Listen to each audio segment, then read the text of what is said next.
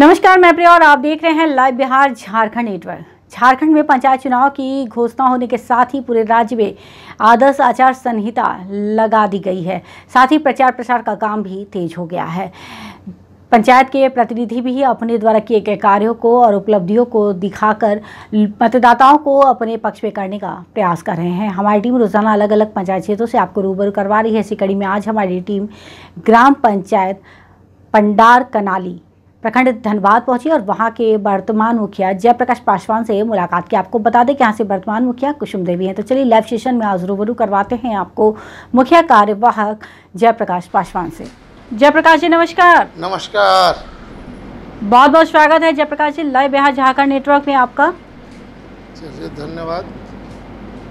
जयप्रकाश जी, लंबे इंतजार के बाद आखिर पंचायत चुनाव की तारीखें घोषित हो गई। कितने तैयार हैं आप चुनाव को लेकर? एकदम सर, एकदम हम लोग प्रतीक्षा कर रहे थे कि चुनाव होना चाहिए। उसके लिए हम लोग भी लगे हुए थे कि चुनाव होना चाहिए, कारण कि चुनाव होने से जनप्रतिनिधि अपना काम करने में सक्षम रहते हैं। इसे अधूरापन महसूस हो रहा था। जी जयप्रकाश जी, पंचायत में कितने वर्षों से हैं? पहला कार्यकाल हुआ आपका या दूसरा? दूसरा कार्यकाल है हमारा।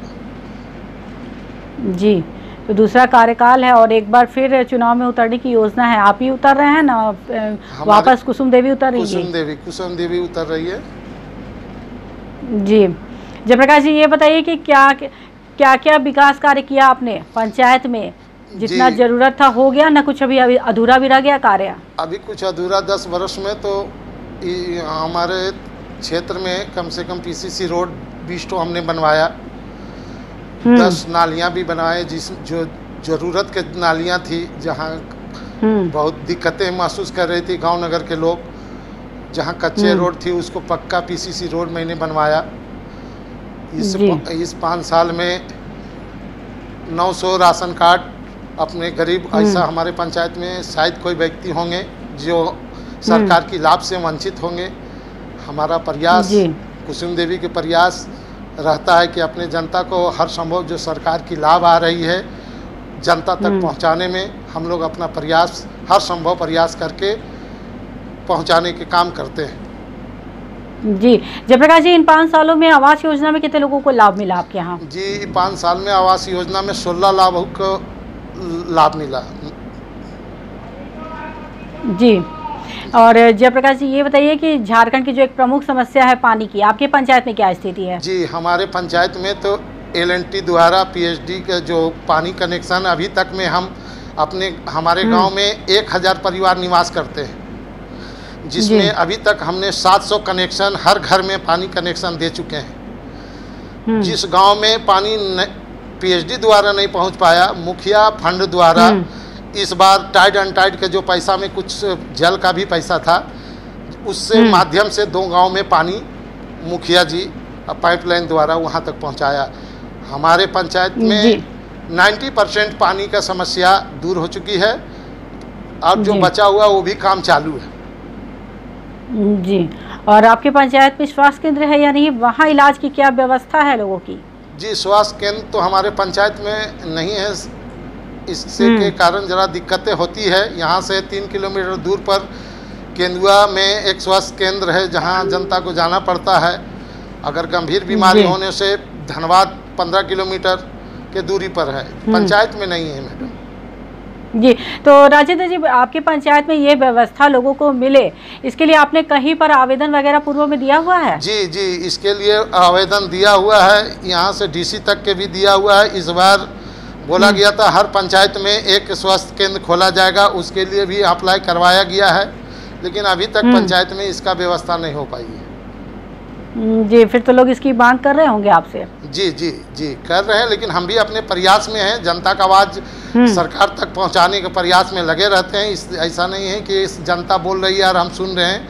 हर संभव प्रयास हमारा रहता है कि अपने जनता को जो लाभ सरकार द्वारा आ रही है उसको पहुंचाने के काम करें। जी, और स्कूलों में क्या व्यवस्था है जयप्रकाश जी आपके? जी हमारे पंचायत में एक सरकारी स्कूल है 8वां क्लास तक, जिसमें सुचारू रूप से मुखिया जी भी हर समय उसका जांच करते रहती है कि पढ़ाई ठीक से हो रहा है या नहीं हो रहा है। पोषाहार का भोजन जो चल रहा है वो नियमित रूप से मिल पा रहा है कि नहीं मिल पा रहा है। स्कूल में बाउंड्री वाल नहीं रहने से बहुत असामाजिक तत्व का परेशानी होती थी, गंदगी फैलाता था, इसलिए मुखिया जी अपने तरफ से 4 दीवारी के काम स्कूल में भी करवा दिए हैं, इसलिए सुरक्षित हो गया है। पानी के भी कनेक्शन मुखिया जी द्वारा स्कूल में करा दिया गया है, शौचालय की भी व्यवस्था है।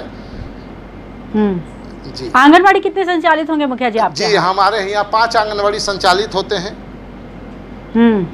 जी वहाँ पर सारी व्यवस्था सही है? वहाँ पर सब व्यवस्था, बिजली, पानी, अभी कुछ सचिव मतलब कनेक्शन नहीं था तो उसका भी कनेक्शन करा दिए हैं। एक आंगनबाड़ी में कनेक्शन नहीं है, उसका कनेक्शन ये 2-4 दिन में होने वाले हैं। जी मुखिया जी ये बताइए कि चूंकि ये महिला प्रधान क्षेत्र हुआ, मुखिया यहाँ पे महिला है, महिलाओं के रोजगार के यहाँ पे क्या साधन उपलब्ध हैं?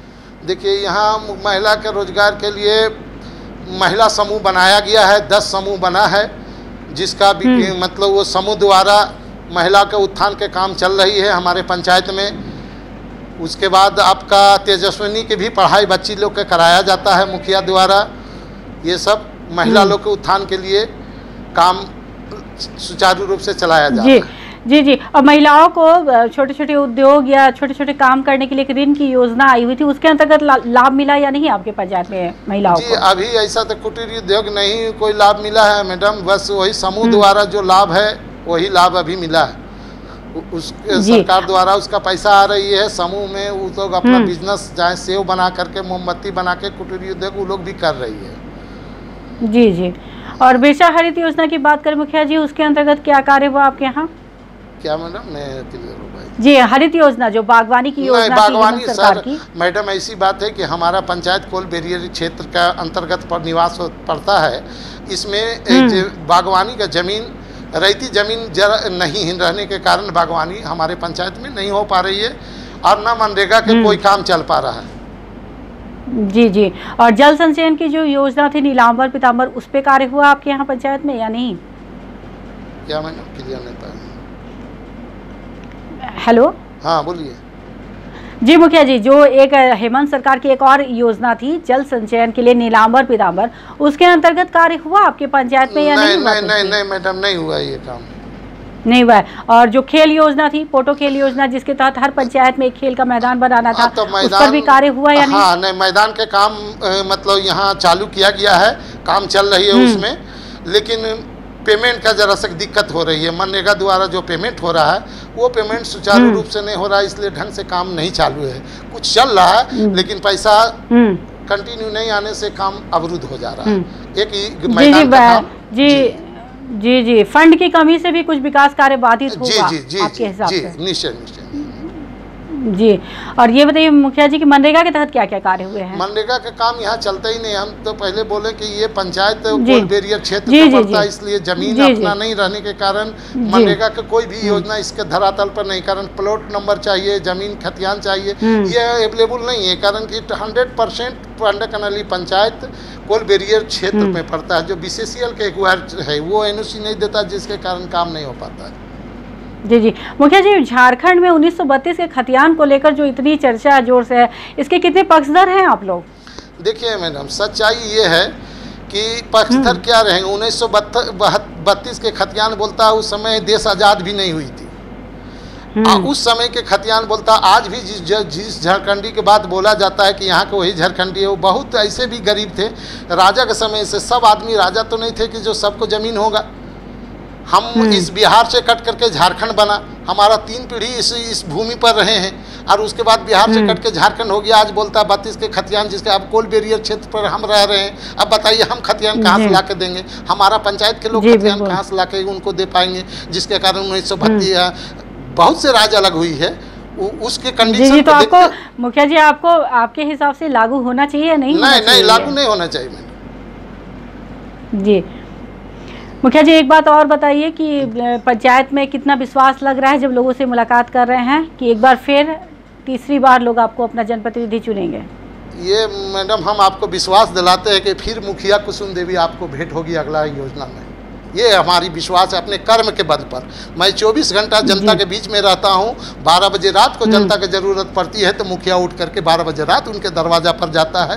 गरीब गुरुआ कोई मर जाता है, उसको घाट तक पहुँचाने के, जो गरीब को नहीं औकात है उसको वहाँ तक पहुँचाने के काम करता है। इसलिए इनका पढ़ाई बहुत अच्छा रहा, इसलिए एग्ज़ाम का रिपोर्ट भी अच्छा आना चाहिए। जी जयप्रकाश जी, बहुत बहुत धन्यवाद आपका लाइव बिहार झारखंड नेटवर्क से बातचीत करने के लिए, और हम उम्मीद करते हैं कि जैसा कि आप बता रहे हैं एक बार फिर आपकी जीत हो। चुनाव के लिए आपको बहुत सारी शुभकामनाएं। चलिए धन्यवाद मैडम। इस बात को जनता के बीच में आपके माध्यम से भी जाना चाहिए, ये हम आपसे विनती करते हैं।